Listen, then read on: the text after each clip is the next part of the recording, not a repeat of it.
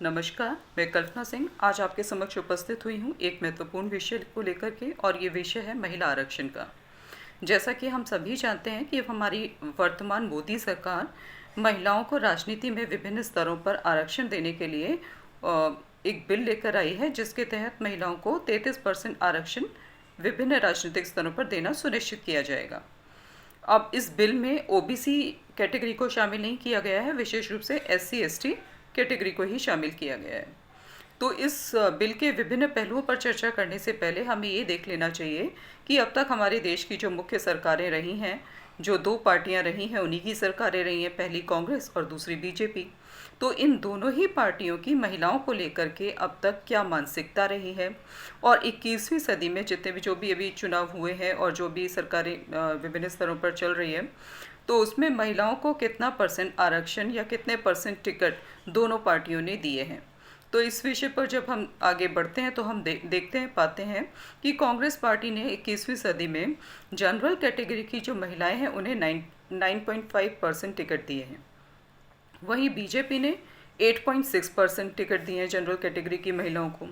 फिर हम आते हैं एससी कैटेगरी में। तो एससी कैटेगरी में कांग्रेस ने जो टिकट दिए हैं महिलाओं को वो दिए हैं 12.5%, और वहीं बीजेपी ने दिए हैं 5.9%, यानी बीजेपी ने 6% भी नहीं दिए हैं। फिर हम आते हैं एसटी कैटेगरी में। तो एसटी कैटेगरी में कांग्रेस ने एसटी महिलाओं को टिकट दिए हैं राजनीतिक क्षेत्र में उनकी भागीदारी सुनिश्चित करने के लिए 14.8%, और वहीं बीजेपी ने दिया है केवल 6.7%। तो इन सारे आंकड़ों पर जब हम गौर करते हैं तो हम देखते हैं बीजेपी कहीं पीछे छूट जा रही है, और जो कांग्रेस पार्टी है उससे वो काफ़ी आगे है।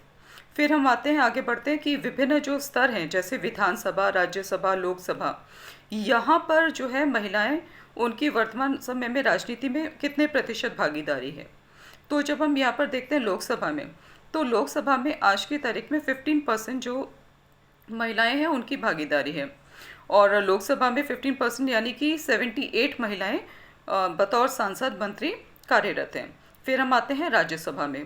तो राज्यसभा स्तर पर महिलाओं की जो भागीदारी का प्रतिशत है वो और भी कम हो जाता है, केवल 13% रह जाता है, यानी कि केवल 31 महिलाएं आज की तारीख में राज्यसभा में कार्यरत हैं।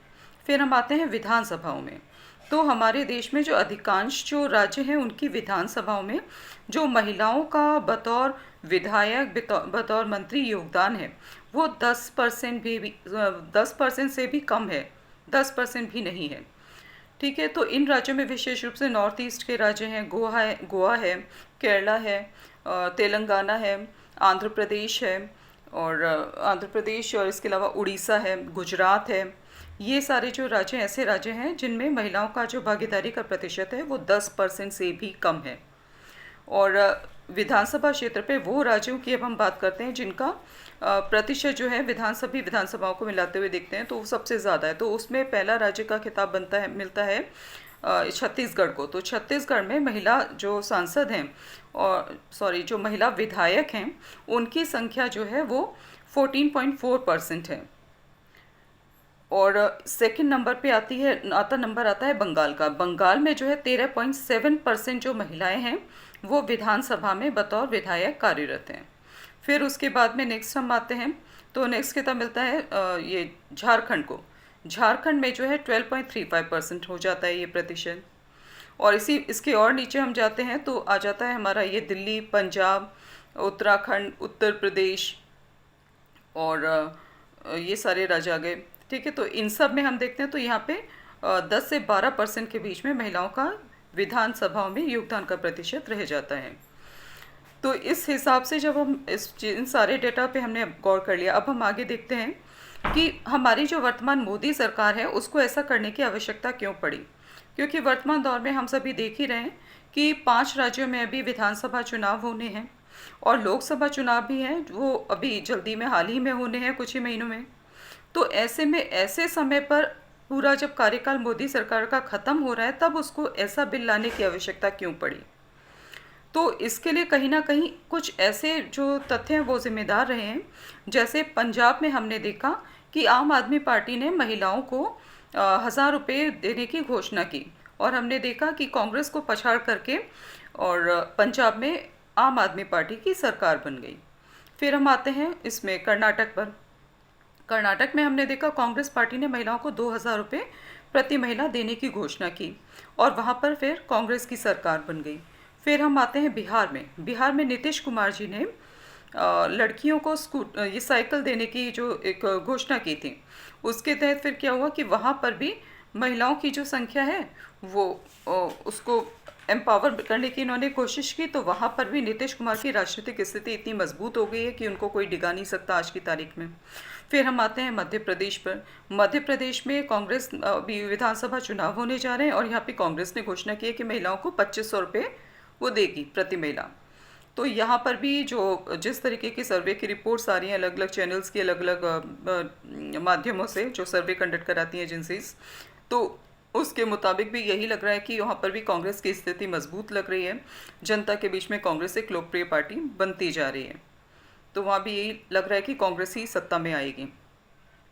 फिर हम आगे बढ़ते हैं, देखते हैं कि ये जो ऐसे जो चीज़ें आंकड़ों के आधार पे में ये और ये सारे फैक्ट्स के आधार पे ये स्पष्ट हो रहा है कि वर्तमान मोदी सरकार को ऐसे समय पे बिल लाने की आवश्यकता क्यों पड़ी, वो भी ऐसा बिल। फिर हम आगे बढ़ते हैं तो हमें ये सोचना है अब कि ये बिल जो है ये कहीं इसका हाल वैसा ही तो नहीं हो जाएगा जैसे बाकी आरक्षण बिल पहले आकर के रह गए।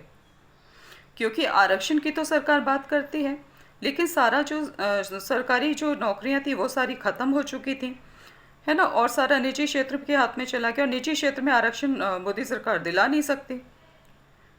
तो उस वैसा ही हाल कहीं इस महिला आरक्षण बिल का ना हो जाए, क्योंकि इसकी ज़मीनी स्तर पर तो इसको लागू करने की कोई तैयारी की ही नहीं गई। इस पे भी आपको गौर करना पड़ेगा, क्योंकि जो भारत की जनगणना है 1911 में हुई थी, इससे पहले 2011 में हुई थी, और 2011 के बाद में नेक्स्ट जो जनगणना है वो 2021 में होनी थी और अब हम 2023 में हैं, यानी कि 13 साल। तो 13 साल में तो जनसंख्या हर कॉन्स्टिट्यूंसी में काफ़ी बढ़ गई होगी और इसके आंकड़े सरकार के पास हैं नहीं। तो ये योजना कैसे लागू होगी पहले तो, और सही रूप में कैसे लागू होगी, तो इसके लिए सबसे पहले तो जनगणना होनी चाहिए थी। और अब अगर सरकार इसको लागू करने के लिए जनगणना करने की बात करती है तो जनगणना कराना कोई छोटा प्रोसेस तो है नहीं कि आज बोला 1 महीने में हो गई, काफ़ी लंबा प्रोसेस है। तो ऐसे में क्या है कि ये एक जुमला बन के ना रह जाए, तो ये हमारे मतदाताओं को सोचना होगा। और आज की तारीख में हम देखते हैं कि ये जो पॉलिटिकल पार्टीज जो सारी हैं, इनका सारा सब पॉलिटिकल पार्टी का फोकस जो है वो एक साथ में आकर के एक महिला पर ही क्यों हो गया है, महिलाओं पर ही। क्योंकि जो इलेक्शन कमीशन के आंकड़ों के अनुसार भारत की 142 करोड़ जनसंख्या में से 95 करोड़ जो जनसंख्या है वो वोटर जनसंख्या है, और इस वोटर जनसंख्या में से 46 करोड़ जो हैं वो महिलाएं हैं। तो 95 करोड़ में से 46 करोड़ महिलाएं हैं, यानी कि महिलाएं आधी आबादी हैं। तो यानी कि जो भी इन महिलाओं को लुभा पाए, उनसे ऐसे वादे करे कि वो उनके इन्फ्लुएंस में आकर के वोट करें उस पार्टी को, तो उस पार्टी की जो राजनीतिक जीत है वो सुनिश्चित हो जाती है। तो यही कारण है कि सभी पार्टियां इस बिल पर अपना जो फेवरेबल रिस्पॉन्स है वो दे रही हैं। लेकिन जनता को इस पर सावधानी से विचार करना होगा कि ये महज घोषणा ना हो कि इसको लागू करने का, क्योंकि कब ये लागू होगी इसके विषय में हमारी सरकार भी, वर्तमान सरकार कुछ नहीं कह पा रही है। वो कह ज़रूर रही है 2029 तक कर देंगे, लेकिन वो भी होना मुश्किल लग रहा है। प्रैक्टिकल वे में जब आप देखते हैं और अब तक जो सरकार की घोषणाओं का हाल आप देखते हैं जिस रूप में वो लागू हुई हैं, तो उसको देखते हुए आपको सोचना पड़ेगा और जनता को सोचना पड़ेगा, विशेष रूप से महिलाओं को, और उसके बाद में ही उन्हें सुनिश्चित करना चाहिए कि वो अपना वोट किस पार्टी को देंगी। अपनी वाणी को मैं यहीं पर विराम देती हूँ। नमस्कार, जय हिंद।